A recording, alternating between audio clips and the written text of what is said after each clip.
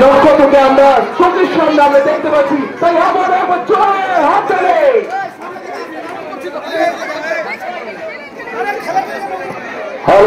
জনপ্রিয় অভিনেতা সোহম চক্রবর্তী, তিনি একটার পরে একটা সিনেমা দিয়ে আমাদেরকে উপহার স্বরূপ দিয়েছে।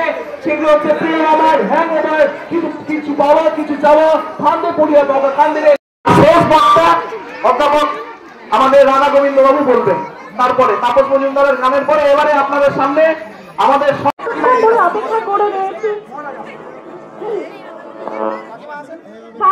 আমাদের এই পর্দা উন্মোচন করছেন সোহম চক্রবর্তী এবং বিধায়িকা সাবিত্রী মিত্র মহাশয়া মহারাজ আছেন। সবাই অনুধ্বনি দিন।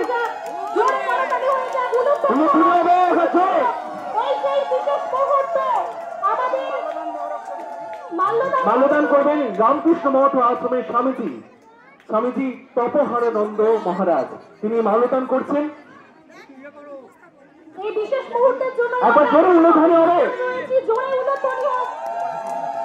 এরপরে মাল্যদান করছেন আমার আপনার সকলের প্রিয় জনপ্রিয় অভিনেতা সোহম চক্রবর্তী, তিনি আমাদের শ্রী শ্রী রামকৃষ্ণ পরমহংসদেবের গলায় মাল্যদান করলেন এবং আমাদের আবক্ষ রামকৃষ্ণ ঠাকুরের মূর্তি উন্মোচন করা হলো।